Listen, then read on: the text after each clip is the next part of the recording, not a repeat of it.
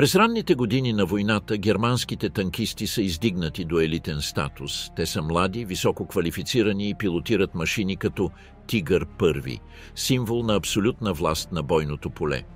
Имената им се появяват в кинопрегледи, снимките им са използвани за вербуване, а тактическите им умения са документирани с пропагандна мания. Но от 1944 години този образ се разпада.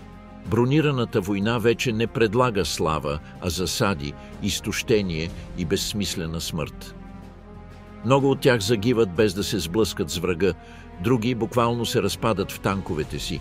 Дори най-легендарните се оказват приоритетни цели, преследвани, докато не бъдат смазани в битки без въздух, боеприпаси и без изход.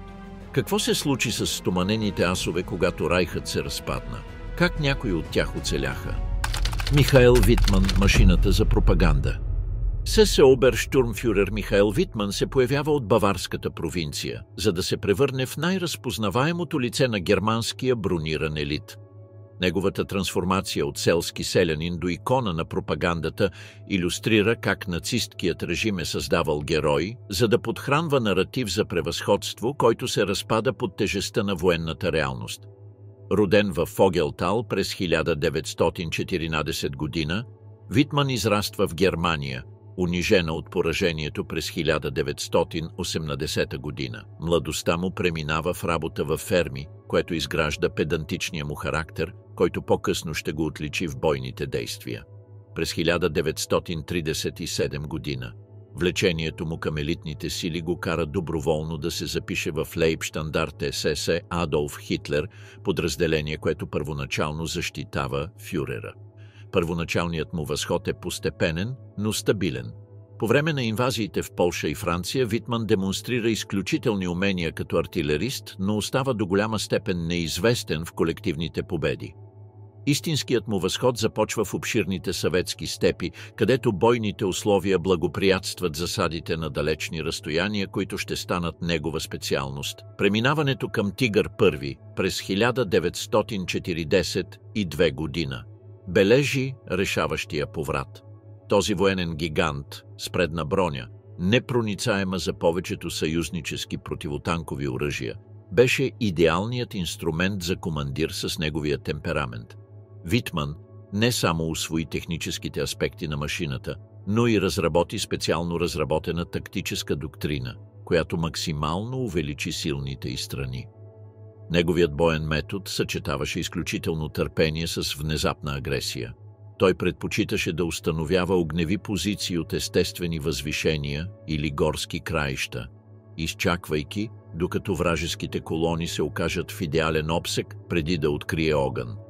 Инстинктивното му разбиране на балистиката на 88 мм оръдие му позволяваше да изчислява корекции за различни разстояния без измервателни уреди.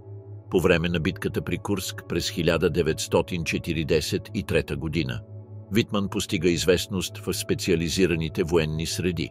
Само за един ден боеве неговият Тигър унищожава 30 съветски бронирани машини, докато действа под постоянен артилерийски обстрел на противника. Този подвиг демонстрира не само техническо майсторство, но и самообладание, което впечатлява дори ветерани, калени от години бойни действия. Епизодът, който го катапултира към световна слава, обаче се случва на 13 юни 1944 година по улиците на Вилер-Бокаш, Нормандия. Същата сутрин членове на британския 7-ми танков полк напредват уверено по главния път, без да подозират, че самотен Тигър ги наблюдава от близкия хълм. Витман, командващ Тигър 222, започна атаката си с хирургическа прецизност. За 15 минути непрекъснат огън той напълно унищожи вражеската формация.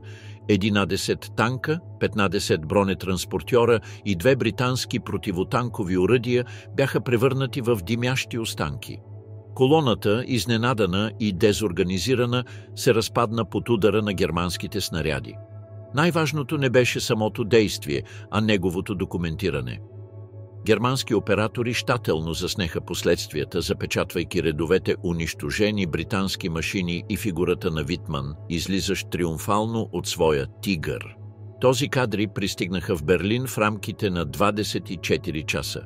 Йозеф Гьобелс веднага разпознал пропагандния потенциал на изображенията. Вилерс Бокаш се превърнал в перфектната демонстрация на индивидуалното германско превъзходство над съюзническите индустриални единици. В рамките на една седмица кадрите се появявали във всеки кинопреглед на Райха, придружени от епично повествование, представящо Витман като въплъщение на германския войн. Личното призоваване на Хитлер запечата трансформацията. В Бергхоф фюрерът го награди с рицарски кръст с дъбови листа, докато камерите заснеха всеки детайл от церемонията. Снимки на Витман редом с Хитлер веднага се появиха на плакати за набиране на персонал, официални списания и образователни материали, разпространявани из целия Райх. Витман беше престанал да бъде войник и се беше превърнал в символ. Образът му беше мултиплициран в публикации, името му беше споменавано в политически речи, а историята му беше преподавана в училищата като пример за непобедимия немски дух. Баварският селянин се превърна в медийна икона на национал-социалистическата държава. Но тази трансформация предрешила и съдбата му. Славата му го превърнала в основна мишена за съюзническото разузнаване, което започнало систематично да проследява движенията му и да анализира методите му. Британските и канадските командири разработили специфични контрамерки, като разположили Sherman Firefly, оборудвани с 17-фунтови оръдия в сектори, където се очаквало тяхното присъствие. До август 1944 година. Германската военна ситуация се влоши толкова много, че дори най-зрелищните индивидуални подвизи не можеха да скрият реалността на предстоящото поражение. Въздушното превъзходство на съюзниците превърна всяко движение на германците през деня в самоубийствена операция. Тигрите, страховити в директен бой, станаха уязвими под постоянния огън на изтребители и бомбардировачи. На 8 август Витман получава заповед да пресече канадска офанзива близо до Сен-Енян-Дьо-Краменил. Мисията му е да спре настъплението на противника към Фалес само с 6 тигъра от 101-ви СС танков батальон. Това е невъзможна задача да се изправи срещу превъзхождащи бронирани колони без въздушна или артилерийска подкрепа. Капанът беше затворен близо до Сенто. Части от Нортхамптънширския юменски полк и полкът Дьола Шодиер бяха подготвили засада, използвайки местната топография. Шерманските светлоца останаха скрити в горичка с оръдия, насочени към предвидения маршрут за подход на германците. Витман напредваше начело на формацията си, следвайки тактическия модел, който го беше направил известен.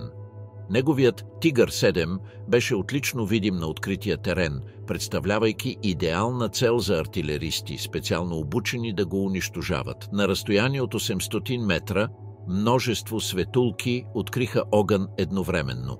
Първото попадение прониза страничната броня, но не беше веднага смъртоносно. Вторият снаряд, изстрелян от различен ъгъл, удари задната част на шасито, където бяха съхранявани основните боеприпаси. Получената експлозия беше катастрофална. Дефлаграцията напълно откъсна купола, хвърляйки я на повече от 10 метра от машината. Никой от 5 членове на екипажа не оцелява. Витман, заедно с неговия стрелец, товарач, шофьор и радист, загиват на място, когато експлозията разрушава вътрешността на Тигъра. Телата им са увъглени до неузнаваемост, сведени до костни фрагменти, разпръснати сред металните останки. Снимки, направени след битката, показват димящ кратер, където са детонирали боеприпасите с разпръснати фрагменти от броня в радиус от 50 метра. Силата на експлозията е била такава, че компоненти на двигателя са били открити на 100 метра от началната точка на удара. Иронията беше перфектна. Човекът, създаден от немски камери, беше заснет от британски оператори. Но тези изображения никога не бяха публикувани от съюзниците. Нацистката пропаганда, от своя страна, предпочиташе да държи Витман като изчезнал в действие, вместо да признае, че техният символ на непобедимост е бил унищожен. В продължение на 40 години точното местоположение на останките му остава неизвестно, което подхранва конспиративни теории за тяхното оцеляване. Едва през 1983 години, когато историкът Жан-Пол Палю организира систематични разкопки, са открити зъбни фрагменти, които съвпадат с медицинските досиета на Витман. Съдебно-медицинският анализ разкри шокиращи подробности. Вътрешната температура на тигъра беше достатъчно висока, за да разтопи стоманени компоненти, 5 тела, превърнати в овъглени костни фрагменти, боеприпаси, които бяха детонирали в верижна реакция в продължение на няколко минути. Митът за непобедимостта се беше превърнал в пепел, разпръсната по поле в Нормандия. Останките най-накрая са прехвърлени в германското военно гробище в Ла Камп, където почиват в масов гроб, обозначен само с имената на екипажа. Няма препратки към бойни записи, отличия или пропагандни подвизи. Символът се е върнал към статута си на мъртъв войник. Уолтер Книп – мистерията на смъртта без врагове. Случаят с СС-щурмбанфюрер Валтер Книп представлява обезпокоителна аномалия във военните анали. Елитен командир, загинал при толкова мътни обстоятелства, че истината никога не е излязла наяве напълно. Смъртта му илюстрира как психологическият натиск на войната може да бъде по-разрушителен от директния вражески огън. Книп въплъщава прототипа на съвременния пруски офицер. Роден в Лаунен, източна Прусия, през 1909 година, той щателно се е издигнал от берлинската полиция до командващ елитни бронирани части. Кариерата му следва безупречна траектория – дисциплиниран, ефикасен и политически надежден. През 1944 година, на 35 годишна възраст, Книп командва СС Панзер Абтайлунг 70 от новосформираната 70-та СС Панзер Гренадиер Дивижън Гьоц фон Берлихинген. На хартия това е престижна задача. В действителност това е невъзможна мисия – да се създаде ефективна бронирана част от несъществуващи ресурси. Дивизията съществуваше предимно въз основа на бюрократични документи.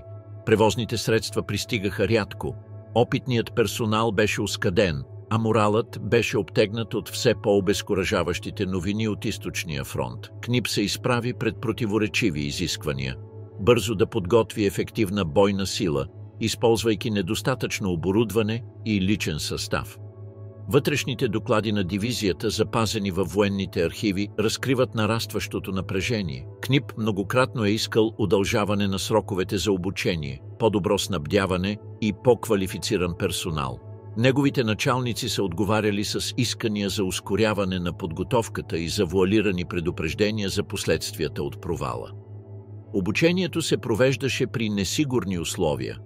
Ученията с бойни стрелби бяха особено опасни поради неопитността на много войници и натиска за ускоряване на темпото на подготовка. Инцидентите бяха често срещани, но необходимостта дивизията да бъде готова преди очаквания десант на съюзниците правеше невъзможно спирането на ученията. На 22 април 1944 година, по време на учения в полетата близо до Фроес, департамент Виен, Франция, нещо се обърква ужасно. Според официалния доклад на дивизията, погрешно насочен артилерийски снаряд избухва близо до позицията, където Книп наблюдава маневрите. Съобщава се, че фрагментите от шрапнелите го убиват на място. Очевидци обаче дадоха противоречиви разкази, които така и не бяха задоволително съгласувани. Някои офицери съобщиха, че са чули експлозия, докато други не можеха да си спомнят артилерийски огън по това конкретно време. Положението на тялото съответстваше на множество обяснения за инцидента. СС Hauptsturmführer Карл фон Айхвалд, който е присъствал на мястото на инцидента, заявява по време на разпит на съюзниците през 1961 година: „Не видяхме снаряда. Чухме само експлозията и когато дотичахме, Книп вече лежеше на земята. Имаше голямо объркване. Не мога да кажа със сигурност дали е било инцидент или нещо повече." Алтернативната версия, разпространявана шепнешком, но никога официално потвърдена, предполага самоубийство.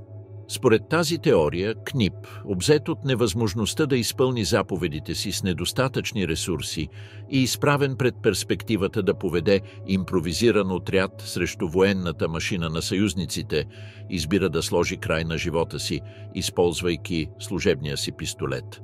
Физическите доказателства подкрепяха и двете тълкувания.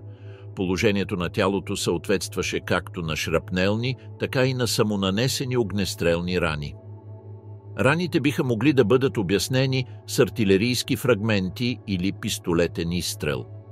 Не е извършена подробна аутопсия, а медицинските досиета изчезнаха по време на отстъплението на германците след деня на Нормандия. Отделът действа бързо, за да потули всякакви противоречия. Официалният доклад е класифициран като чувствителен материал. Дискусиите за инцидента между служителите са изрично забранени, а версията за инцидента е установена като безспорна институционална истина. Снимка, публикувана за кратко във вътрешния бюлетин на дивизията, преди да бъде премахната, показва ковчега на Книп, носен от 4 войници от почетната гвардия. Ковчегът е драпиран с германското военно знаме, а израженията на носачите отразяват тържественост, която надхвърля нормалния военен протокол.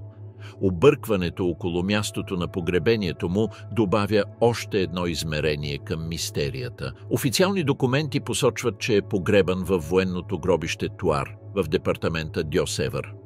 Последващи изследвания на военни историци и генеалози обаче предполагат множество ексхумации и премествания.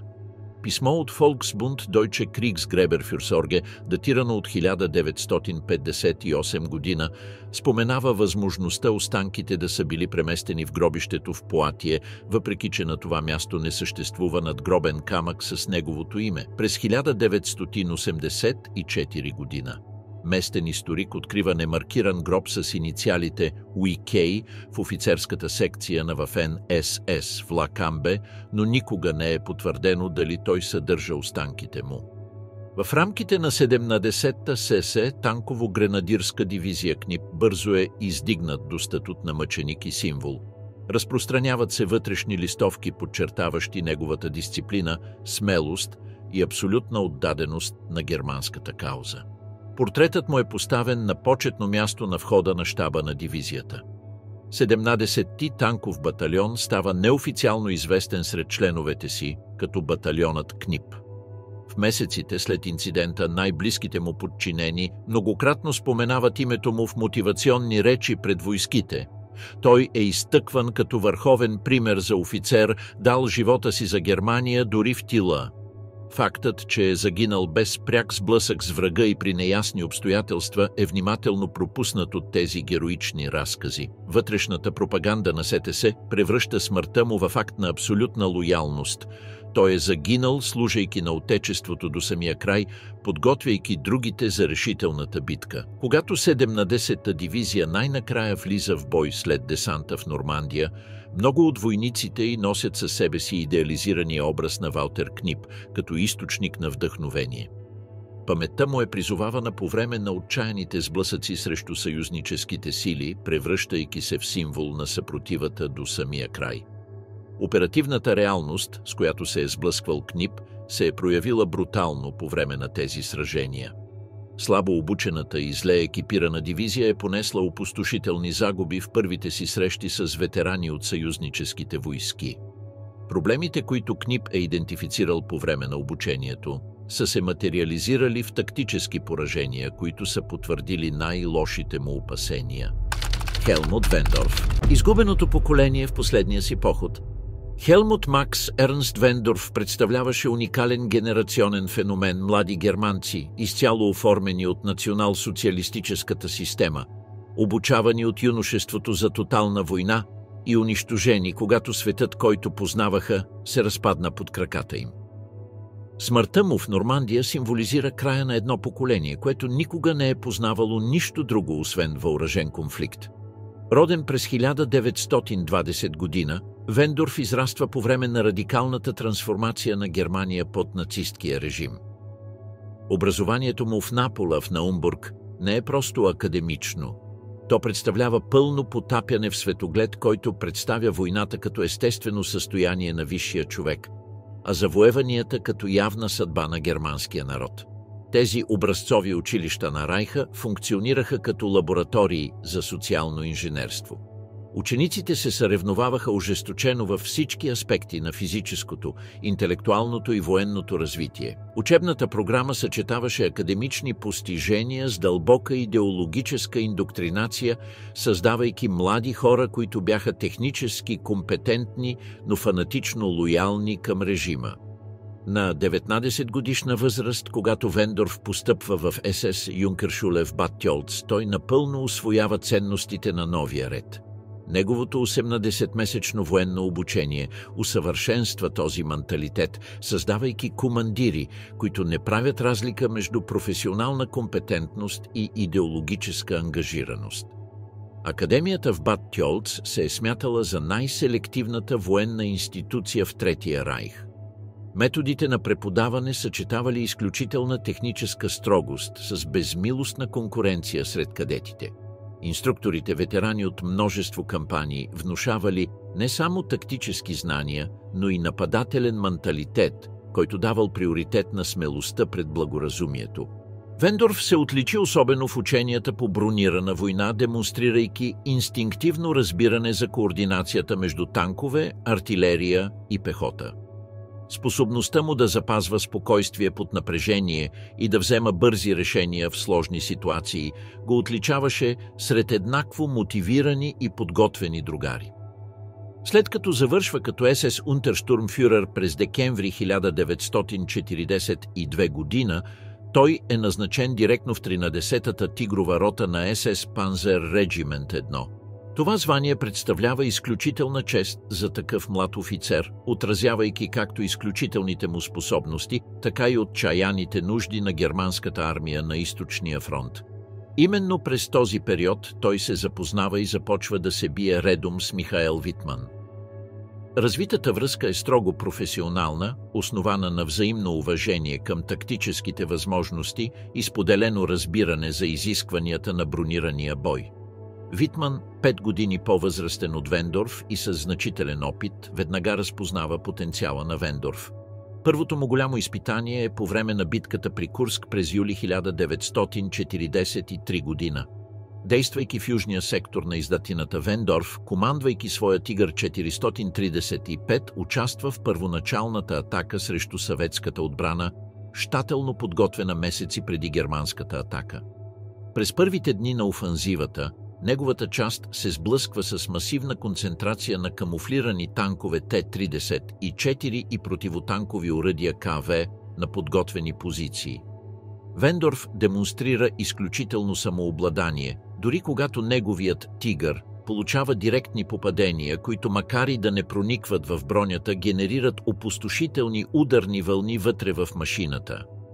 В едно особено забележително сражение близо до Прохоровка, Вендорф и екипажът му унищожават 7 Т-34 за по-малко от 20 минути, маневрирайки между съветските отбранителни позиции, докато са под кръстосан огън от вражеска артилерия и танкове. Този подвиг демонстрира техническо майсторство, което далеч надхвърля очакванията за командир на неговата епоха. След провала на германската офанзива при Курск, поделението на Вендорф е прехвърлено в Украйна, за да участва в ариергардни боеве по време на германското стратегическо отстъпление към Днепър. Именно по време на тези отбранителни сражения той затвърждава репутацията си на специалист по засади и позиционен бой. Предпочитаният от тях метод беше да използват местната топография, за да установят скрити огневи позиции, да изчакат съветските бронирани колони да се приближат на смъртоносен обсек и да открият концентриран огън, преди бързо да се изтеглят към нови позиции. Тази тактика минимизираше излагането на тигрите, като същевременно максимизираше щетите нанесени на врага. На 6 юни 1944 година десантът на съюзниците в Нормандия напълно променя стратегическото положение на Германия.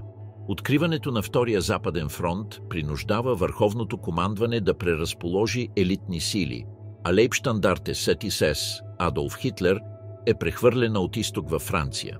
За Вендорф това преместване представлява радикална промяна в бойните условия. Нормандският терен, характеризиращ се с малки полета, заобиколени от гъсти живи плетове, известни като бокаж, е напълно различен от обширните украински степи, където той е развил тактиката си. Живите плетове, някои високи няколко метра и изключително гъсти, насочваха движението на превозните средства по предвидими маршрути. Тигрите, страховити в бой на далечни разстояния на открит терен, станаха тромави и уязвими в лабиринта от тесни селски пътища. Вендорф установява отбранителни позиции източно от Менил Раул, подготвяйки засади по главните оси на настъпление към Кан. Неговият Тигър 211 действа в координация с други машини на 13-та СС рота, но ситуацията се влошава ежедневно поради недостиг на гориво, загуба на въздушно прикритие и постоянен артилерийски огън на съюзниците. Записите на подразделението показват, че през първите седмици на юли Вендорф е участвал в множество схватки срещу британски и канадски бронирани патрули, проучващи германската отбрана. Тези действия отразяват постоянния натиск, упражняван от съюзническите сили и неспособността на Германия да поддържа стабилни отбранителни линии. Канадската офанзива, операция «Тотализиране», започната на 8 август 1944 година, представлява последния опит на съюзниците да пробият германската отбрана южно от Кан. Тази операция, в която участват стотици танкове Шерман, е специално разработена, за да преодолее германските отбранителни тактики. Съюзническите плановици внимателно бяха проучили германските методи, разработвайки специфични контрамерки.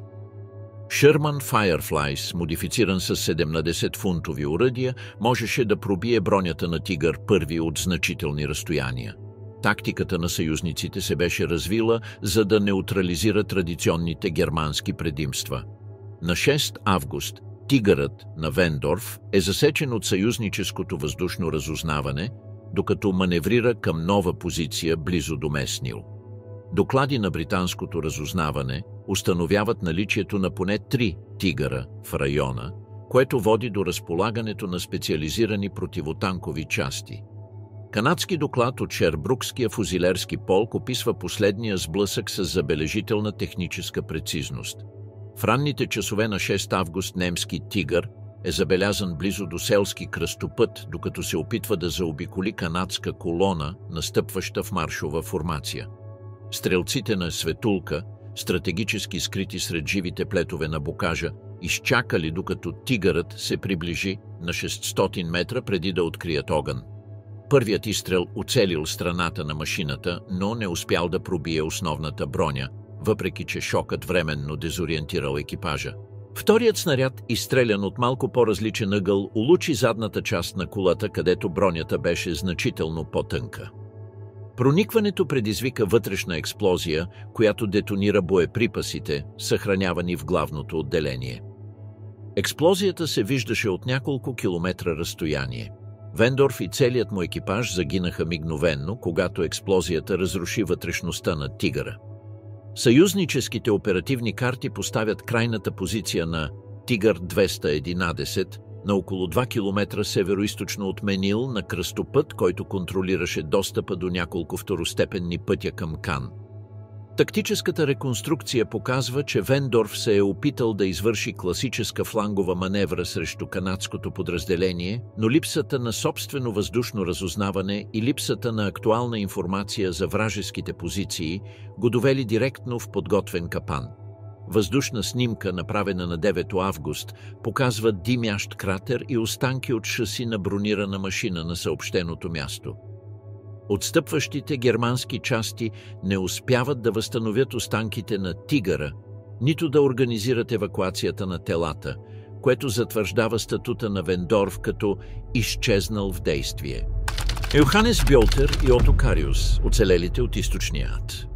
Йоханес Бьолтер и Ото Кариус представляват уникална категория сред германските танкисти, ветерани, оцелели в най-бруталния конфликт в съвременната история, натрупали записи за разрушения, които ги поставят сред най-смъртоносните бойци на 20 век.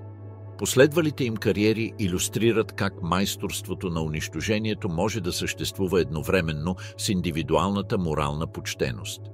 Ото Кариус е роден в Цвайбрюкен през 1922 година. В буржоазно семейство, което цени образованието и обществената служба. Слабата му физика първоначално му донася 2 отказа от германската армия, която го смята за неподходящ за пехотна служба. Неговата упоритост в крайна сметка му позволява да се запише доброволно във Вермахта през 1940 година. Йоханес Бьолтер, роден в Мюлхайм през 1915 година, произхожда от по-скромно индустриално семейство. Техническото му обучение по водопровод и зидария преди постъпването му в армията през 1933 година му дава практическо разбиране за механиката и материалите, което ще се окаже безценно по време на кариерата му като танкист. И двете са прехвърлени през 1943 години. В Шверепанцерабтайлунг 502, тежкотанково подразделение, действащо в северния сектор на източния фронт. Това формирование си е спечелило страхотна репутация по време на боевете около Ленинград и в блатистите гори на Балтийските републики. Кариус е назначен в еднова рота като командир на Тигрите, докато Бьолтер поема подобни отговорности в друг участък на батальона. Тактическите им методи се различават значително. Кариус е педантичен и изключително прецизен, предпочитайки внимателно да проучи терена преди да се ангажира. Бьолтер е по-директен, разчитайки на скоростта и тактическата изненада. Най-известното сражение на Кариус се случва на 22 юли 1944 година, по време на битката при Малинава. Действайки заедно с Алберт Кершер, той унищожава 17 съветски танка Т-34 за по-малко от 20 минути. Кариус лично унищожава 10 машини, а Кершер унищожава още 4. Това действие затвърждава репутацията му на един от най-смъртоносните артилеристи на войната. Методът му съчетаваше изключително търпение с хирургическа прецизност. Той установяваше позиции за засада в краищата на горите или по естествени възвишения, изчаквайки съветските колони да се доближат до идеалния обсек, преди да открие огън. Неговото разбиране за балистиката на 88 мм оръдие беше толкова дълбоко, че инстинктивно изчисляваше корекции за различни разстояния и метеорологични условия. Бьолтер е развил по-динамичен стил, основан на бързо маневриране и огън в движение. По време на едно забележително сражение през февруари 1944 година, близо до Нарва, неговият Тигър унищожава 8 Т-34, докато напредва през гора под кръстосан огън на съветската артилерия. Тази способност да поддържа настъпателна ефективност при екстремни условия го отличава дори сред елитните танкисти. През 1943 и 1944 година и двамата са натрупали изключителни рекорди за унищожение. Кариус официално е признат за унищожаването на 150 вражески танка, докато Бьолтер е постигнал 139 потвърдени победи, заедно с повече от 40 противотанкови оръдия. Тези цифри ги поставят сред най-ефективните индивидуални бойци през цялата война. И двамата са тежко ранени многократно. Кариус е прострелян в левия крак през юли 1944 година, счупвайки бедрената си кост и изисквайки хоспитализация в продължение на няколко седмици. Неговата решителност го кара да се върне на служба, преди да се възстанови напълно, поемайки командването на Як Тигър по-късно същата година. Болтер е натрупал рани от шрапнели по време на няколко сражения. През февруари 1944 година е улучен от експлозия на минохвъргачка близо до Чернигов. Въпреки нараняванията си, той настоява да остане командващ своя Тигър, докато не се осигури изтеглянето на поделението му на по-безопасни позиции. В интервюта, проведени десетилетия по-късно, и двамата изразяват критични възгледи за германското военно командване. Кариус е особено откровен в осъждането си на висшите офицери, обвинявайки ги, че са по-загрижени за политически съображения, отколкото за живота на войниците си. В мемуарите си «Тигри в калта» той пише: „Не се страхувах от врага, страхувах се от идиотите, които ни даваха заповеди от тила.“ Тази критична перспектива се е развила в продължение на месеци на непрекъснати боеве. Те са били свидетели на катастрофални тактически решения, взети от неопитни командири, заповеди, невъзможни за изпълнение предвид терена, и общо пренебрежение към оперативните реалности, пред които са изправени частите на фронтовата линия. През последните месеци на конфликта никой от тях не е командвал цели дивизии. Те са били преназначени като тактически инструктори в учебни центрове, където практическият им опит е бил смятан за безценен при подготовката на нови поколения танкисти, които ще бъдат изпратени на фронта с минимална подготовка. Кариус е преместен да командва 512-та рота Як Тигър, оборудвана с 71 тона танкови разрушители, въоръжени с 128 мм оръдия. Тези машини, макар и опустошително ефективни по отношение на огневата мощ, страдат от постоянни механични проблеми и изключително ограничена мобилност. Бьолтер е назначен на тренировъчни задачи на Запад, подготвяйки импровизирани части за защита срещу съюзническото нашествие. През този период и двамата стават свидетели на постепенното разпадане на германската армия. Танкове без гориво, войници без морал и командвания без последователни насоки. Износването не беше само физическо. В мемуарите си Кариус разказва за обезпокоителни епизоди на морален упадък, офицери, екзекутиращи затворници без военен съд, ветерани, извършващи самоубийство, вместо да се предадат на съветските сили и военна дисциплина, разпадаща се под натиска на очевидното поражение. Бьолтер предпочете абсолютно мълчание за тези аспекти от преживяното от него. Няма известни лични писма, дневници или разкази за последните му месеци от войната. Единствените налични записи са официални доклади, които го описват като физически и психически изтощен, преждевременно устарял, но формално безупречен в изпълнението на задълженията си. След капитулацията на Германия през май 1945 година, Кариус е заловен от американските сили и прекарва месеци в съюзнически лагери за военнопленници. През този период той е разпитван обстойно за тактиката на германските бронирани машини и несъзнателно участва в съставянето на технически доклади, използвани от съюзниците. След освобождаването си през 1946 година, Кариус взема изненадващо решение да се посвети на изучаването на фармация. Този избор отразява както желанието му да избяга от армията, така и търсенето на дейности, полезни за гражданското общество. През 1956 години, след като завършва обучението си, той основава Тайгърс апотека в Хершвайлер, Петерсхайм. През 1960 година Кариус публикува мемуарите си, озаглавени «Тигри в калта», които се превръщат в задължителен справочник за изследователите на бронираната война. Книгата се характеризира с рефлексивен тон и болезнена честност, като избягва както възхваляването на конфликта, така и идеологическите оправдания. Творбата съдържа изявление, което обобщава неговата морална перспектива. Не се борих за Хитлер. Борих се за мъжете, които бяха с мен в Тигърът. Това разграничение между личната лоялност и идеологическа принадлежност се превръща в повтаряща се тема в разказите на германски ветерани, опитващи се да съгласуват военния опит с моралните последици от режима. Йоханес Бьолтер, в ярък контраст, напълно изчезва в анонимността на следвоенна Западна Германия. Той се установява в малък индустриален град, където никой не знае за военното му минало, избягва публичното излагане и систематично отказва молби за интервюта или сътрудничество с историци. Бьолтер живял тихо до смъртта си през 1987 години, работейки на черна цивилна работа и поддържайки минимален контакт дори с други ветерани от поделението си.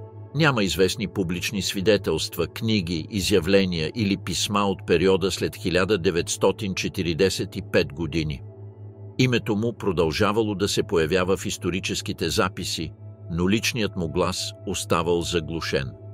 В малкото си публични изявления Кариус ясно заявява, че най-трудното бреме, което трябва да понесе след войната, не е униформата или рангът му, а моралните решения, взети под вражески огън. Книгата му е продължителен размисъл върху границата между военното послушание и индивидуалната морална отговорност. Бьолтер представлява обратния отговор – военна ефикасност без словесно обяснение, изпълнение на заповеди без последващо публично размишление. Абсолютното му мълчание може би е било начин за справяне с вината или психологическата травма, или просто желание да забрави напълно преживяване, което е белязало живота му. Рудолф фон Рибентроп – прокълнатото наследство и търсенето на индивидуална чест. Рудолф фон Рибентроп въплъщава уникален исторически парадокс – син на дипломатическия архитект на Холокоста, който отчаяно се е стремял да демонстрира личната си доблест чрез директен бой. Неговата история илюстрира как дори най-компромисните фамилни имена могат да съществуват едновременно с прояви на истинска индивидуална смелост. Роден през 1921 година, Рудолф израства в епицентъра на нацистката власт. Баща му, Йоахим фон Рибентроп, се е издигнал от търговец на вино до министър на външните работи, превръщайки се в един от основните посредници на политиката на унищожение на режима. Тази семейна връзка установява екзистенциалните координати на Рудолф. Целият му живот ще бъде борба срещу тежестта на наследството му.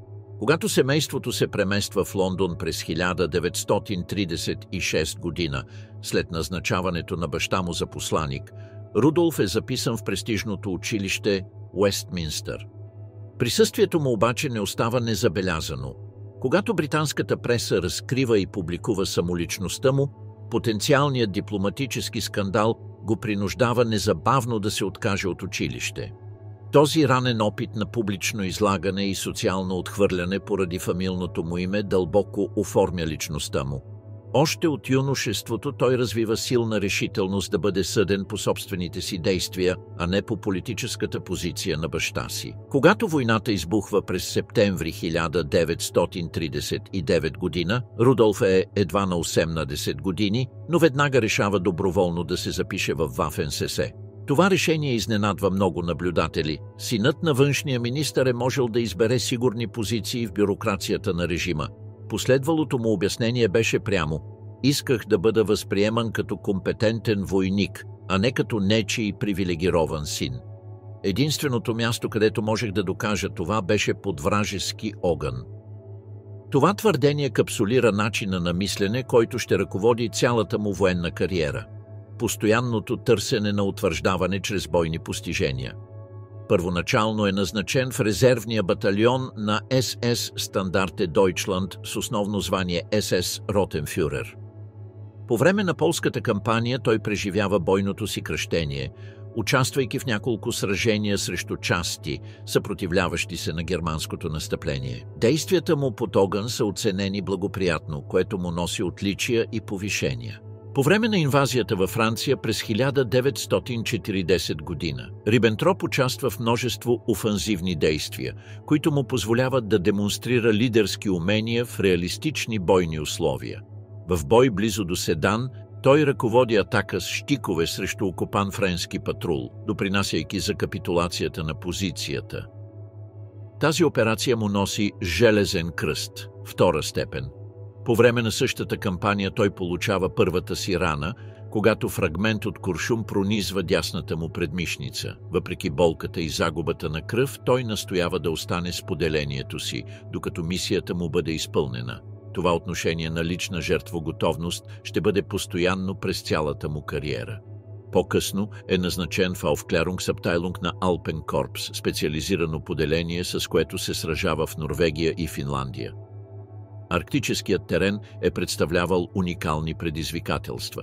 Екстремни температури, ограничена видимост и изключително трудни логистични условия. През 1941 година, с началото на операция Барбароса, неговата част е разположена в северния сектор на източния фронт като част от СС Kampfgruppe Nord. Представянето му срещу съветските сили му носи финландския кръст на свободата, четвърта степен, но и втора рана, когато вражески куршум счупва лявата му предмишница. Тежестта на нараняванията му наложи евакуация в личната болница на Хайнрих Химлер в Хоенлихен, елитно медицинско заведение, предназначено за високопоставени офицери от СС. По време на възстановяването си, Рибентроп имаше възможност да размисли върху естеството на конфликта и последиците от военната си служба. След възстановяването си е преместен в танковия полк на Лейбщандарт СС Адолф Хитлер. Това назначение представлява признание за неговите лидерски способности и възможност да демонстрира уменията си в бронираната война. Като командир на взвод в 6-та рота, той участва в едни от най-кървавите битки на Източния фронт. Ролята му в първата битка за Харков през 1943 година е особено забележителна, което води до допълнителни наранявания, огнестрелни рани в дясната лопатка, лявото рамо и дори контузия на белия дроб. Въпреки тежестта на нараняването си, той отказва медицинска евакуация и остава с поделението си през цялата битка. По време на битката при Курск на 13 юли 1943 година, фон Рибентроп и неговата част успешно спират съветска бронирана офанзива, използвайки своите тигри, за да създадат отбранителна бариера. Това действие му носи рицарски кръст на Железния кръст на 15 юли, едно от най-престижните отличия на германската армия. По-късно е преместен в 12-та СС Хитлер-Югент дивизия, където поема командването на 3-та рота от еднови батальон на 12-ти танков полк. Това подразделение е съставено предимно от много млади доброволци, много от които бивши членове на Хитлер-Югент, призовани директно на военна служба.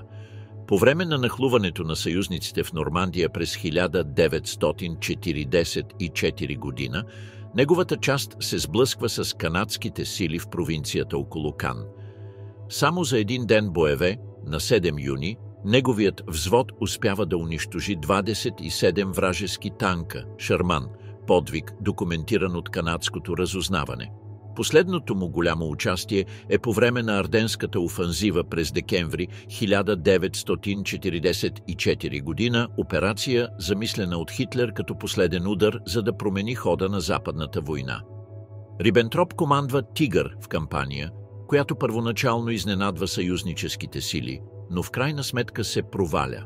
По време на тази офанзива неговата част успява да унищожи 24 бронирани машини на съюзниците, преди операцията да бъде прекратена. На 20 декември обаче той е ранен отново, когато артилерийски взрив причинява тежки наранявания на лицето. Въпреки болката, той остава на фронта, докато не е наредено отстъплението.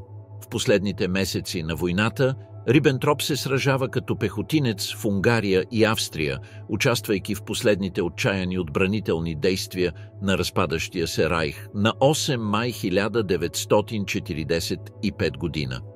Той и неговата част се предават на американската армия. Пленът му веднага се усложнява от фамилното му име. Повече от 3 години той остава затворен в затвора на съюзниците, докато е разпитван за дейността на баща си и разследван за евентуални военни престъпления. Разследващите са особено заинтересовани да установят дали е участвал в екзекуцията на канадски военнопленници. Конкретното обвинение твърди, че той е наредил или е участвал в разстрела на 2 канадски войници, заловени по време на сблъсъци близо до Кан. Доказателствата обаче се оказаха недостатъчни и няколко свидетели твърдяха, че по време на предполагаемия инцидент Рибентроп е бил ранен и не е бил в строя. По време на разпитите той е постоянно разпитван за баща си, който по това време е бил осъден на смърт в Нюрнберг и екзекутиран на 16 октомври 1946 година. Съюзническите власти се надяват да получат допълнителна информация за дипломатическата дейност на Третия райх, но Рудолф последователно отказва да предостави подробности. През юли 1948 година той най-накрая е освободен без официални обвинения. Освобождаването му съвпада с началото на Студената война и промяна в приоритетите на съюзниците, тъй като те започват да гледат на германските ветерани като на потенциални съюзници срещу съветската експанзия. Завръщането му към цивилния живот беше изключително трудно. В опустошена и разделена Германия фамилията му беше практически социално проклятие. Години наред той беше принуден да работи черна работа, криейки истинската си самоличност, за да избегне остракизъм и дискриминация.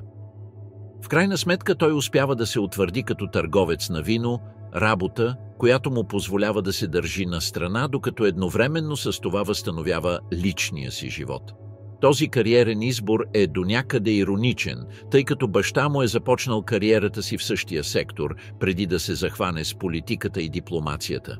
В продължение на десетилетия Рудолф избягваше публичното излагане, систематично отказвайки молби за интервюта от историци и журналисти. Мълчанието му най-накрая беше нарушено през 2008 години, на 87 години, с публикуването на книгата му «Моят баща» Йоахим фон Рибентроп. Трудът предизвика значителни противоречия след публикуването си. Въпреки че Рудолф не защитава изрично национал-социализма, той не се дистанцира напълно от идеологията, нито безрезервно осъжда действията на баща си. Той включва непубликувани досега снимки от детството му, дипломатически срещи с Хитлер и дори лични моменти в Бергхоф. Критиците реагираха смесено. Някои историци приветстваха книгата като безценно историческо доказателство, което предоставя уникална представа за вътрешните механизми на нацисткия режим. Други я критикуваха като закъсняло оправдание на победена идеология или опит за реабилитира паметта на баща му. Книгата включва подробно описание на последните дни на Хитлер в берлинския бункер, базирано на разкази от първа ръка на баща му. Според Рудолф, Йоахим е описал фюрер, който е бил физически болен, психически неуравновесен и напълно откъснат от военните реалности, пред които е изправен Райхът.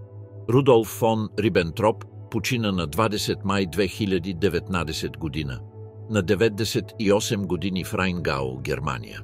Дълголетието му позволи да стане свидетел на пълната трансформация на Европа, от възхода на Третия райх до обединението на Германия и европейската интеграция.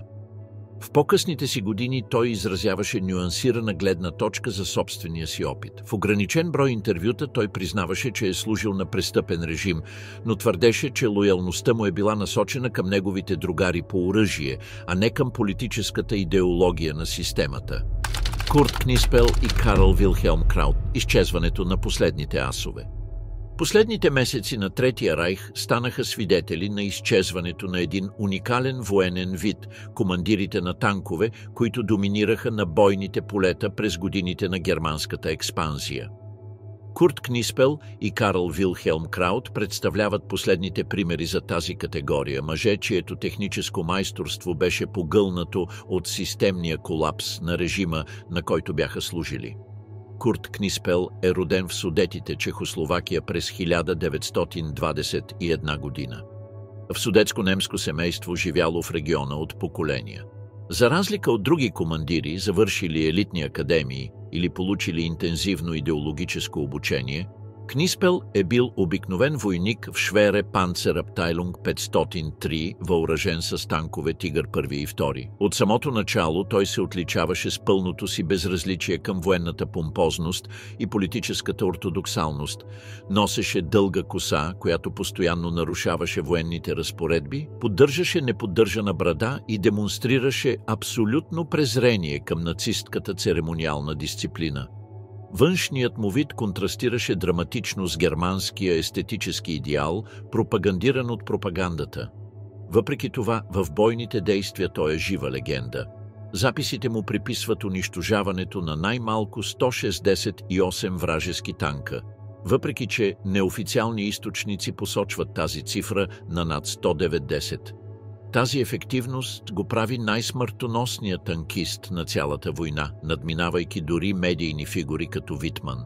Въпреки изключителните си заслуги, Книспел никога не е получил рицарски кръст, очевидно поради критичното си отношение към военната иерархия, липсата на изрична политическа принадлежност и навика си да защитава съветските затворници от злоупотребите на офицери от СС. В един особено известен инцидент, Книспел физически удря офицер от СС, който брутално малтретира руски пленник. Този акт му носи безусловно уважение от другарите му, но окончателно го изключва от влиятелните кръгове. Неговият образ, с брадата и дългата коса, контрастира с типичния немски военен идеал. Карл Вилхелм Краут е роден в Вестфалия през 1916 година, в семейство с скромни военни традиции. Кариерата му започва през 30-те години на миналия век като кавалерийски офицер, но технологичното развитие го кара да се специализира в бронирана война. Той се прехвърля в 505-та тежка танкова дивизия, където демонстрира изключителни тактически способности. До 1944 години. Той достига чин Хауптман и е преместен в танковия полк Бранденбург, импровизирана част, действаща по време на последната фаза на конфликта. Назначаването му съвпада с периода на най-голямо влошаване на германските сили, когато недостигът на гориво, боеприпаси и резервни части драстично намалява оперативната ефективност.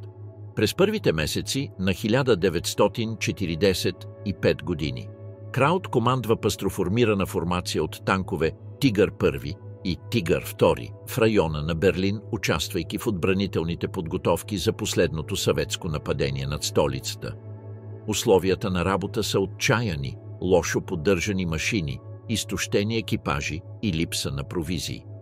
Сраженията от 1945 година представляват пълна трансформация в характера на германските бронирани бойни действия.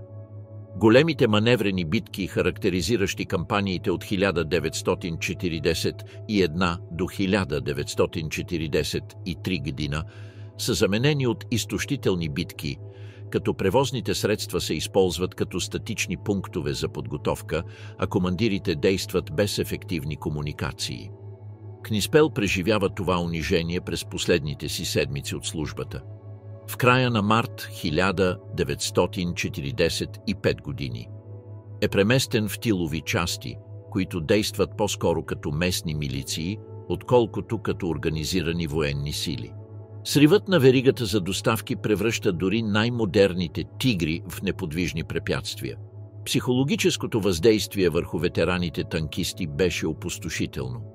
Повечето разбираха, че войната е загубена поне от зимата на 1944 година, но те продължиха да се бият, водени от комбинация от чувство за дълг, лоялност към другарите си, ужас от съветския плен и изкривено чувство за военна чест. През последните няколко седмици много ветерани станаха свидетели на сцени, които предизвикаха разбирането им за войната. Ранени войници, стрелящи се помежду си, за да избегнат пленяване, танкове, използвани като убежища за бягащи цивилни, пилоти, умишлено разбиващи самолетите си преди да се предадат. На 28 април 1945 година, близо до Цнайм в Моравия, Курт Книспел е улучен от съветски артилерийски огън, докато неговата част се опитва да установи импровизирана отбранителна линия. Раненията му са фатални и той е набързо погребан в масов гроб, заедно с немски цивилни и войници, загинали по време на отстъплението. В продължение на десетилетия съдбата на Книспел остава неизвестна. За разлика от други известни танкисти, чиято смърт е официално документирана, изчезването му се случва по време на хаоса на последните дни на Райха, когато военните записи са престанали да се поддържат систематично. През 2013 години чешки археолози, разследващи масови гробове от времето на войната, откриват човешки останки в масов гроб близо до Върбовец, където са се провели последните битки между германските и съветските сили. Сред откритите предмети е ръждясал военен кучешки номер, принадлежащ на Курт Книспел. Последващ зъбен анализ окончателно потвърди самоличността му. Останките разкриха, че е бил погребан без военна униформа, без отличия, като обикновен войник сред анонимните жертви на окончателното срутване. Гробът му е преместен в немското военно гробище в Цнайм, където на обикновен надгробен камък са записани само името и датите му. Карл Вилхелм Краут преживява подобен брутален край по време на обкръжението на Халбе, една от най-кървавите последни битки в европейския конфликт. Между 24 април и 1 май стотици хиляди германски войници, бягащи цивилни и членове на ССС, са обкръжени от съветските сили в горите на Шпреевалд. Разкази на оцелели описват адски бой в близък план, постоянен артилерийски огън и ситуации, в които войници са стреляли без боеприпаси, използвайки приклади на пушки като импровизирани оръжия. Краут е повел бронираната си колона в многобройни опити да пробие на запад, опитвайки се да достигне американските линии. Последното му радиосъобщение, прихванато от съюзническите станции, съобщава лаконично: 2 оставащи снаряда, 20 литра гориво, 1 резервоар е обездвижен поради механични проблеми. Не са записани други съобщения от неговото подразделение. Точните записи за времето на смъртта му са изгубени в хаоса на обкръжението, но името му се появява в архивите на Фолксбунд като погребан в масов гроб в Халбе, заедно с хиляди други германски войници, загинали при отчаяни опити да избягат на запад. Контрастът между славното начало и катастрофалния край на тези танкери илюстрира пълната трансформация на конфликта. В началото на войната командири като Витман са били издигнати в модерни рицари, икони на пропагандата, награждавани с отличия и церемониални посещения в Берлин. Към 1945 години. Същите тези мъже или техните наследници са погълнати от поражение, материален недостиг и математическа невъзможност за победа. Книспел и Краут представляват танкисти, които никога не са се оставили да бъдат съблазнени от митологията на Райха или които са продължили да изпълняват заповеди до последния изстрел, но са били също толкова погълнати от колапса на системата. И двамата починаха без церемониални медали, без официални погребения, без военни почести. Телата им бяха погребани в немаркирани гробове, смесени с цивилни жертви на конфликта. Въпреки това историите им остават като свидетелство за едно технически компетентно поколение, разкъсано между военната ефективност и идеологическото разрушение. Изчезването на панцераките не беше просто смъртта на изключителни личности, а краят на военна традиция, доминирала европейските бойни полета през годините на германската експанзия. То представляваше и последната демонстрация, че индивидуалното тактическо превъзходство не може да компенсира системната стратегическа по-малка отстъпка.